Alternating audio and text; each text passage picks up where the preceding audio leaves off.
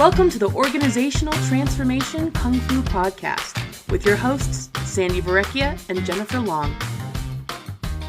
Welcome to another episode of OT Kung Fu, Organizational Transformation Kung Fu. I'm here with my friend Jen Long, and we're going to talk today about how do you embed DEI, so diversity, equity, and inclusion, into organizations rather than making it and taking it away from it being just a tick box or something that somebody has to do to satisfy some compliance or some something of that nature. So I'm here, as I said, with Jen Long. She's from Own Up in Colorado. Good morning, Jen. Hello, Sandi from Satori Consulting in Ontario, Canada. How are you? I'm good. I'm excited about this one because we're doing a lot of strategy work these days. It tends to be the season, and diversity, equity, inclusion comes up all the time.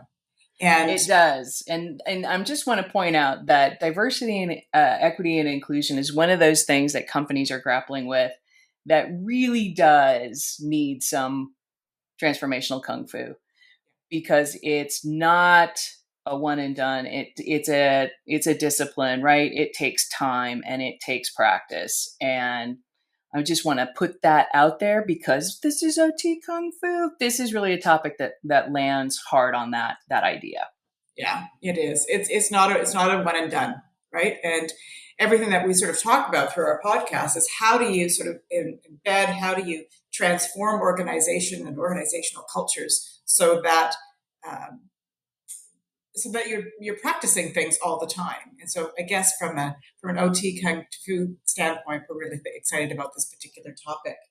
So DEI, it is a hot topic these days, right? Everybody's talking about it. And from my perspective, it seems to be a package deal.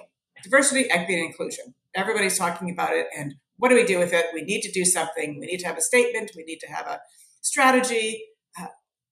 But I don't see people really looking at it from how do we change our organizations at the lens at which we look at things through a diversity, equity, and inclusion lens or lens plural. Right. Because there's so many opportunities, and I think that every organization needs to really define for themselves what their level of commitment is going to be and the business imperatives they want to impact, right? From the organizational standpoint, right? So there's always the, why do we want to do this, right? Yes, employee engagement and productivity. But in a time where it's really hard to bring people in, expanding your talent pool, right, is another good reason to want to invest the time and effort into the discipline of getting it done. From a teaming perspective, when you've got more diversity in the room, you get better decision making because you look through all the lenses, right? So there's all these things besides, being a better place to work, right? For people who want to be in an inclusive environment, right? The employment brand is a big organizational driver. So really kind of figuring out, all those things are good ideas, but what's the itch you really need to scratch other than maybe all of those, but a primary to get yourself started. And right. So, but all of those things rolled up into it makes good business sense. And when things make good business sense, then organizations prosper, right? And so having people that feel included and having all these different pieces is again, good business sense. But I think we need to step back and start with organizations really need to look at not what their philosophy well, maybe what their philosophy is, but where are they now? Like, what is the benchmark? Where are you coming from? If you need to shift a dial, you need to really reflect on where you are today. And are you finding that your organizations are taking the time to reflect where they are?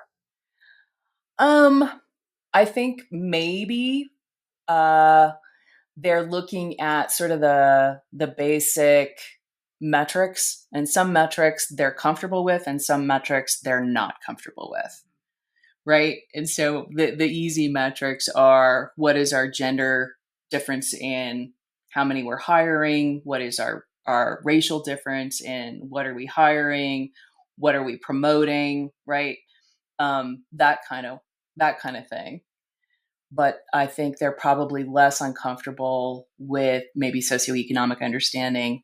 Um, I don't know, what are the other metrics that you're familiar with? Because I think denial of some of these is where it gets sticky. Well, I think, and I think just looking at it from a gender diversity and looking at what does gender mean in our organizations today, right? And gender isn't just male, female. And are we open enough to reflect on that in terms of our hiring practices and our conversations that we're having, people feel comfortable that reflect our communities? Because that's just a reality. Our communities are are not different today, but we're knowing about our communities, I think. Well, exactly, and that's the obvious one. As I'm thinking that it's Pride Month as we record this, and it's a parade here in Denver today. Beautiful weather, and yeah, I mean that whole spectrum of gender and that whole notion has been around for a very very long time, and embracing some understanding around what that means. And I know that the difficulty starts to be common is when we're going to bring pronouns into the conversation. And um, we talked briefly about the some of the impact that these programs actually have had who haven't learned to embed it and stick with it in different ways and really do a little bit better discipline practice around it are actually finding it creates division, right? That instead of inclusivity, you've got people who are very aware and practicing and want to talk about pronouns and use pronouns and make that a part of the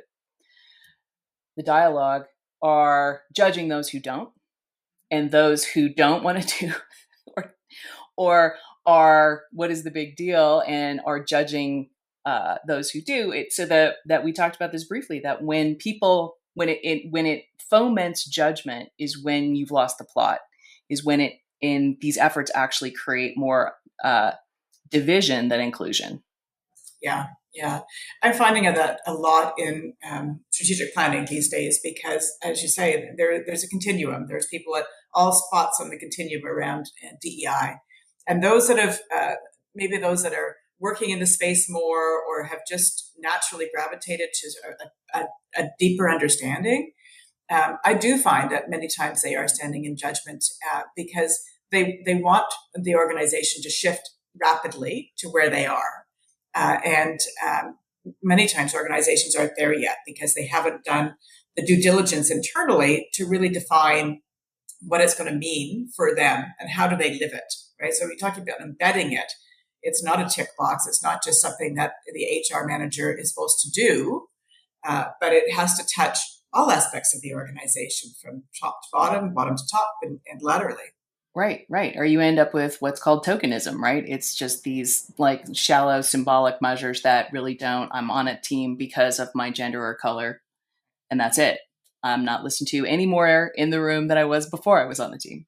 Yes, yeah. And I get questioned about this a lot where people will say, do you mean I just have to hire that person because of X, Y, and Z? Because we need to say we have enough of this, whatever this is, within our organization. And I don't think that is not what this is about.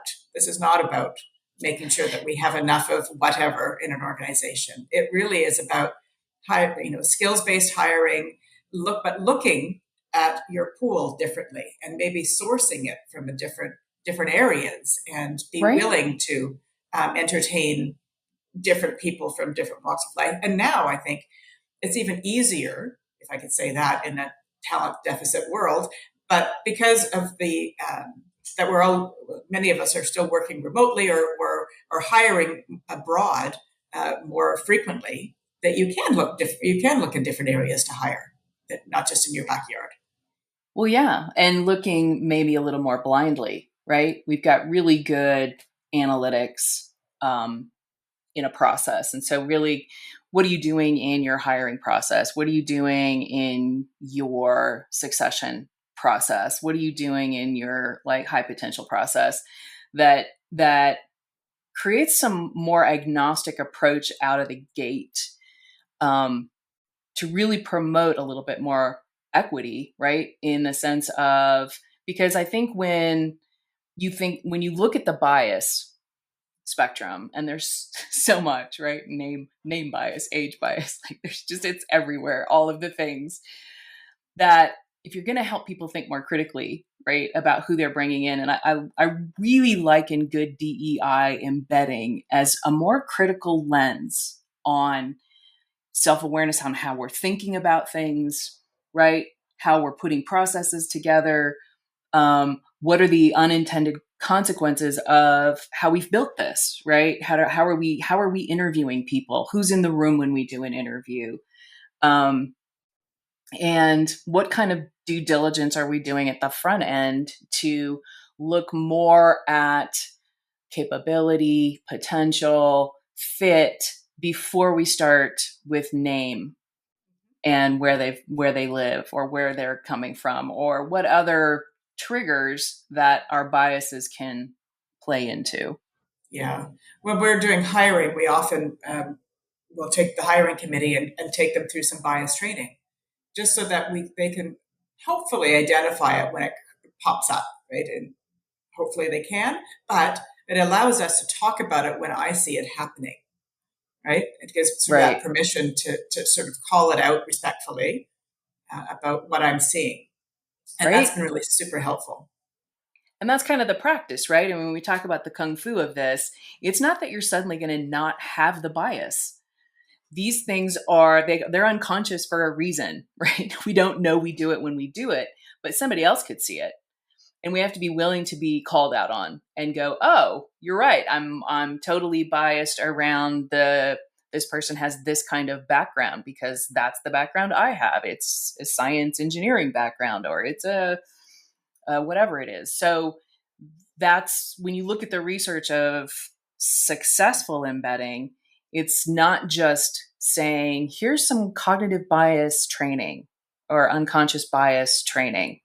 Like here, it's not, it's like, I liken it when I was first doing the research. I was like, oh, it's just like AA. You have to say, oh, I have unconscious bias. But then you've got to be able to do something about that, Something right? with it, It's like absolutely. emotional intelligence. Yeah. Hmm. Yeah, for sure. So I think that's an important aspect. So when you're starting to thinking about how do we embed it into an organization, one of the first things, after you sort of understand where you are and benchmark and sort of determine your vision is, um, do we create a safe space to have conversations that might be difficult? Right. Because I have to be able to, because the denial of it is at the issue, right? If you've got to get people out of the denial that, oh gosh, I am showing up this way.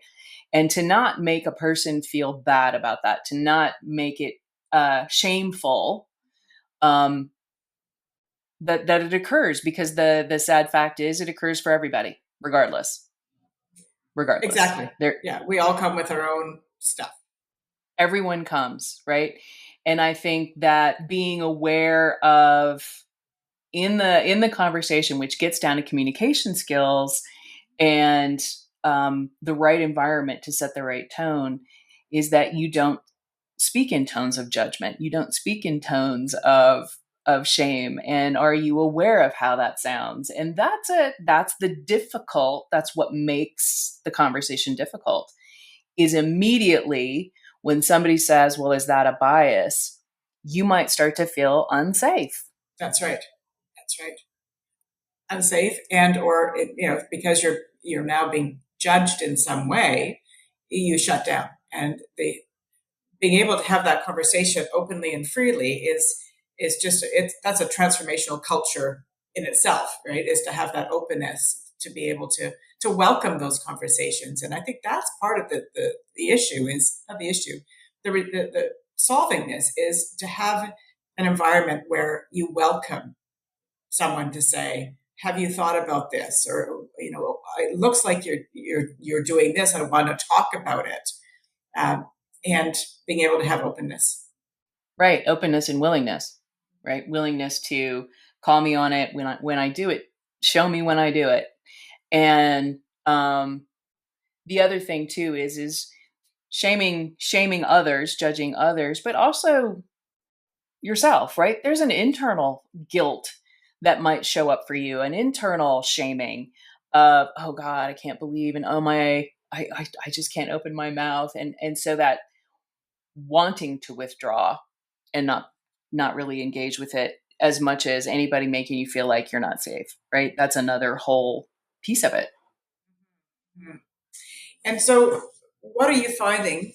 Organizations that are sort of down this path a little bit further, what are you finding that they're doing that is helping embed this as opposed to making it a tick box exercise because there's a spotlight on it?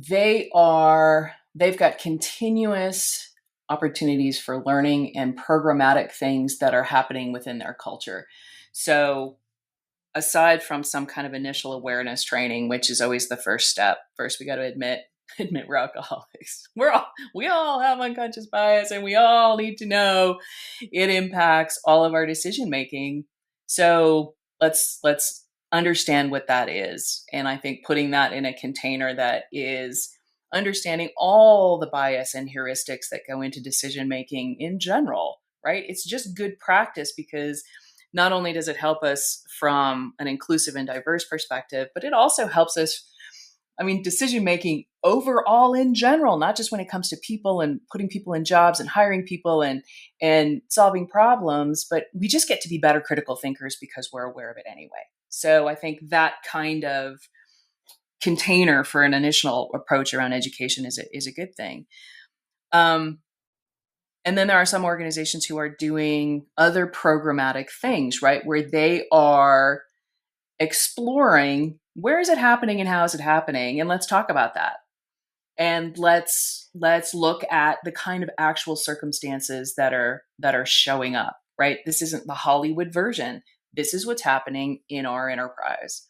And how are we putting that out and sharing that in a way that allows people to have further discussion and understanding so that it's helpful, that they start to identify uh, the opportunities when it happens so they can see it when it happens. Yeah. Yeah. And so it's really DEI is a thing, right? And then we're all talking about it, but it's not any different than any other communication based strategy within an organization, right?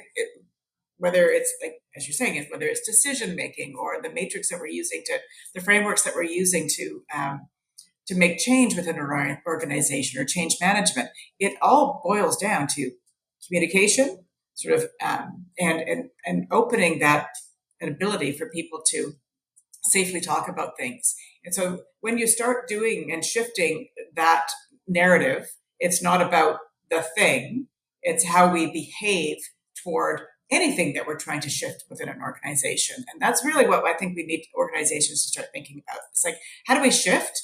And not we're trying to move that thing. It's how do we shift an organization? It's a big culture shift, right? It's like no other. It's just like any other culture shift is your culture is determined very much by the processes and systems you have in place and the behaviors that um, are a result of those processes and systems, right? Which is why we're looking at hiring and we're looking at succession. We're looking because those are processes and systems that are going to have things that are going to either add to your diversity and inclusion plan, or they're going to detract from that based on how it's structured and it's put to use. Because those things in the design, because you can't design culture, but you can design systems and processes. Right. And when you think about it in all of the systems thinking of uh, what does this intuitively tell us about how this is happening, but also what is the deliberate, methodical, analytical side of this, and what is that teaching us around the impacts of this process and system relative to these things? And so it's adding a filter to your systems, going, how does this impact relative to this? Mm-hmm. Right. And is it feeding it or helping? right? It's not a standalone. Like that, you should be making all sorts of change and decisions through that sort of that lens, right? As opposed to this just being something that we need to do. And so I'm a little frustrated by this because I find that that's what organizations are trying to do right now. If we had a statement, then everybody would follow along. And it's not, it's bigger than that, right? It is bigger than that. And the overcoming, especially in large organizations, because you can have pockets of it where they seem to have a better practice of it and pockets of it where it's just non-existent. And weird resentment. And I think that there are, because it tends to focus on the external, that there's a resentment that it doesn't include cognitive diversity, and it feels like it doesn't include experience diversity when it should, right? So because it's easy to talk about gender and race and age and all that kind of stuff, things that we can visual diversity as opposed to the things that are non-visible. And that's where more critical thinking around and having the conversation and the willingness, right? Because if there's resentment there, you've got to deal with that first. If there's denial there, you've got to deal with that first. And if you're not going to talk about the fact that we're in denial, you're not even going to get to getting it outside of a tick box because this is what somebody said we were going to go do. Exactly. Yeah. And so, sort of takeaways for organizations and right now would be, I think, to start looking at, have that critical lens on how we are making decisions around DEI, how we're bringing it forward to our staff, how we are how we're engaging them in the process of how do we embed it deeper into our organization. So it's not owned by somebody over here; it's organizationally owned, right? Changing the dialogue that we're having around it as we're changing and moving forward. Right. If you divide your organization up into its pie chart of parts, right, and you look at it in your sense of, your business finance or your operations or your human resources or your product development or whatever it is, what are the systems and processes within each of those areas of the business, right? And I was interested in just very simple things like performance review and how performance review systems in and of themselves create equity issues because women statistically review themselves, right? The self-review. Women are typically harder on themselves and more critical of themselves. And men don't typically give women meaningful feedback in relative to what they would need. And so there's this kind of built-in thing anyway. And so recognizing that self-assessments and performance review may be something that touches all the places in your organization. And what are you doing to change that system to make that more equitable in terms of the kind of feedback everybody gets? Yeah. So, I mean, here's the thing is there's no one answer for every organization. There's no right way necessarily. What I would say is what you ought to take away is what are you willing to experiment with and how are you going to measure that experiment? Because if you're a dispersed remote based organization, what kind of online, right, learning opportunities, conversations, forums are you going to put together? I was reading about one organization who created a podcast where people who were in the conversation were recorded, right? Like, here's what we're talking about. And so they could hear people having the conversation who were in a safe place, who were willing, who were open. And so that might be an interesting way to start because then you can see what a safe conversation sounds like. And you can participate in that conversation through a threaded conversation, right? Like we do on our podcast. We put things under the video and engage in, and what does that conversation spark and how might that change the next podcast? And those kind of internal mechanisms, I think, are helpful in addition to just the fundamentals of people understanding how they think. And looking at your systems and designing with intention.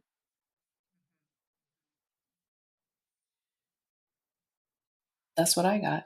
Yeah, I think yeah, it's organizations really sort of need to take it away and look at it from their perspective. I think what you just said was absolutely right. You can't take what one organization is doing and say, well, this is what we're going to do, because each organization is organically different and made up of different people and systems and structures. So define your own, define what it means for your organization in for you and not to satisfy something else.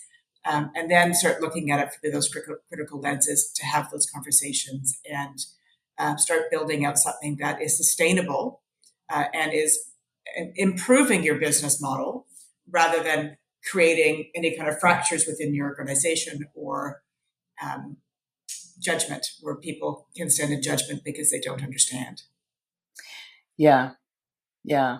And I know organizations are investing in, and I'm not sure what the EEO role versus a diversity person, right? It feels like there's an evolving, we're changing the title to recognize it as a position that is our diversity and inclusion champion, that really is the spearhead person who is going to resource these efforts, who is going to create this, because it's an interesting cooperation of having this leadership support, but also most of the design and ideas should really be built bottom up, Yeah, because it is the grassroots. voices of your organization that you're interested in to begin with. And so that's a interesting challenge in and of itself.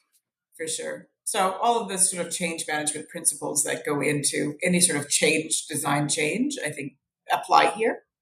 And organizations sure probably just need to step back a little bit. The ones that are struggling with it. And like with any good change agent, you're going to have somebody who's championing it. And so maybe that's where people need to start, is somebody who will take a critical lens and own it, whatever it looks Yeah. like for that organization. Start And defining it. and don't get overly reliant on the consultants, right? There's a lot of consultants out there who are bringing things in, and I'm sure there's a lot of them who are really good, but I'm sure there's a lot of them who are just like, yeah, let's bank a buck on this effort, right? And because it's very much internal, be judicious for how long you've got somebody in there and what ideas they're bringing and where you are with those. Think critically about those as well. Because I think if you're going to embed, you got to own it at a level that a consultant can never do.